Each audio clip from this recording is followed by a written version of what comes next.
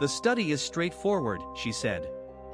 You'll sleep in our monitoring room for 5 consecutive nights.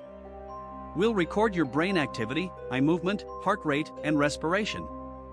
You'll have a private room with a bed, bathroom, and a call button if you need anything. What are you studying? Sleep architecture. Specifically, the transition states between waking and sleeping. The hypnagogic and hypnopompic phases. The what? She smiled. The moments when you're falling asleep and waking up. The in-between states. They're more complex than most people realize. The room was nicer than my apartment. Queen bed, white sheets, ambient lighting that could dim to complete darkness. A camera in the corner, which she pointed out immediately. A microphone on the nightstand. Electrodes that would be attached to my scalp, temples, and chest before each session. One rule, Dr. Reese said. If you wake up during the night and feel disoriented, press the call button. Don't try to leave the room on your own. Why? The hallways can be confusing in the dark. Night 1 was uneventful.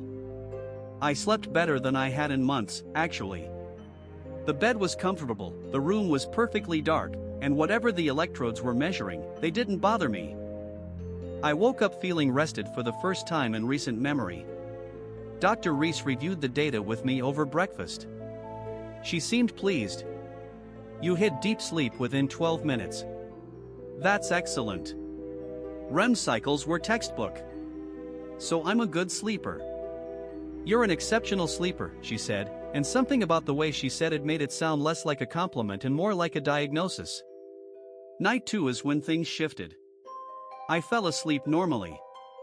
I dreamed something about a hallway, which I attributed to the facility's hallways being fresh in my mind.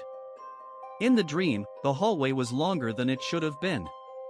The lights were fluorescent but flickering at a frequency that made the walls seem to breathe.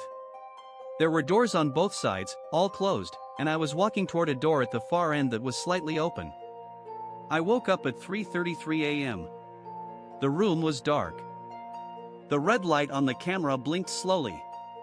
Everything was normal. Except I could hear something. From the room next to mine, a room Dr. Reese had said was empty, I could hear someone breathing.